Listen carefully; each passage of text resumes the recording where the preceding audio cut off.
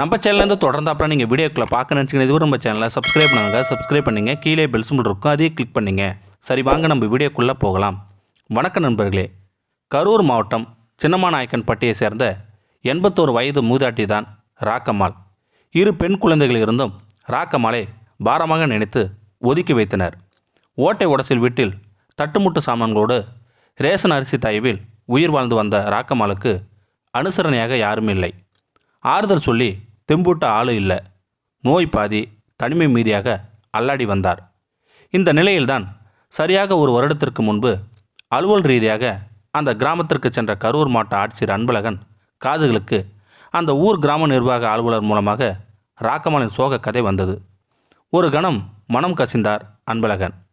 அப்போதே ராக்கம்மாளுக்கு ஏதாவது செய்ய வேண்டும் என்று மனதிற்குள் முடிவெடுத்தார். மறுநாளே ராக்கம்மாள் பாட்டி முன்பு போய் நின்றார். அவர் கையோடு வீட்டில் சமைத்த நாட்டுக்கோழி குழம்பு, வடை பாயசத்தோடு கூடிய சைவ சாப்பாட்டையும் எடுத்துச் சென்றார். முழங்காலில் முகம் புதைத்து வேதனையில் வெம்பு கொண்டிருந்த ராக்கம்மாள் பாட்டியை சமாதானம் செய்த கலெக்டர் வாயார சாப்பாடு என்று சொன்னார். அதற்கு ராக்கம்மாள் பாட்டி, பெத்த பிள்ளைகளே என்னை சீண்டலை, எனக்கு சாப்பாடு போட நீ யார் என்று கேட்டார் அந்த ராக்கம்மாள் பாட்டி.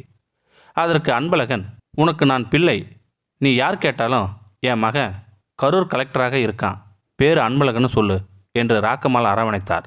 பெத்த மகளே என்னை கண்டுக்கல, நீ யார் பெத்த பிள்ளையோ, நீ என்னை தாயா மதிக்கிற, இந்த தெம்பிளையே இன்னும் 10 வருஷம் இழுத்து பிடிச்சி வாழ்ந்துரும் தம்பி என்று கண்ணீர் வடித்தார் ராக்கம்மாள் பாட்டி. அங்கேயே அதிகாரிகளிடம் ராக்கம்மாள் பாட்டிக்கு முதியோர் உதவித்தொகை உடனே கிடைக்க ஏற்பாடு செய்ய சொன்னார் ஆட்சியர் அன்பழகன்.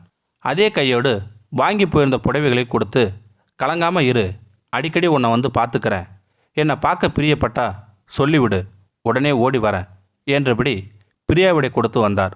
இது நடந்தது 2018 ஏப்ரல் மாதம். 1 வருடம் முடிந்த நிலையில் ராக்கம்மாள் எப்படி இருக்கிறார் என்று பார்த்து வர ஆட்சியர் அன்பழகன் புறப்பட்டார். முன்பை விட இப்போது வயது இன்னும் அதிகம்.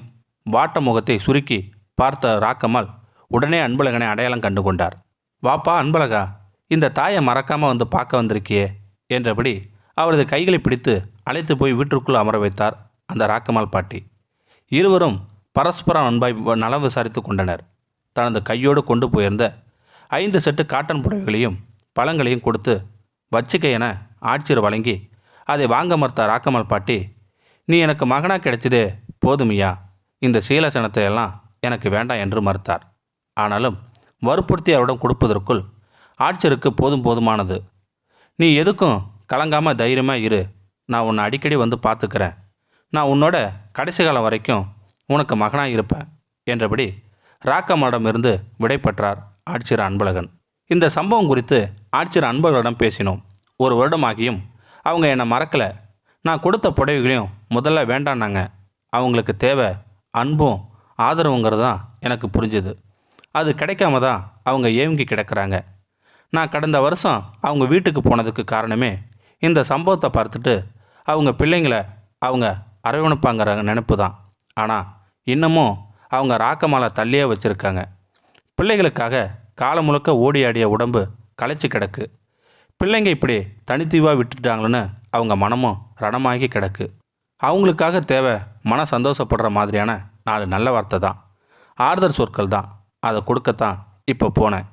நான் எங்கே இருந்தாலும் அவங்கள என் கண் பார்வையிலே வச்சுப்பேன். என்னால் முடிஞ்ச சின்ன உதவியை நான் செஞ்சுக்கிட்டே இருப்பேன் என்றார் ஆட்சியர் அன்பழகன்.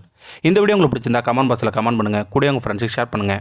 இதுவரை நம்ம சேனலை சப்ஸ்கிரைப் பண்ணாதாங்க சப்ஸ்கிரைப் பண்ணிங்க. கீழே பெல் சிம்பிள் இருக்கும், அதையும் கிளிக் பண்ணிங்க. தேங்க்யூ ஃபார் வாட்சிங்.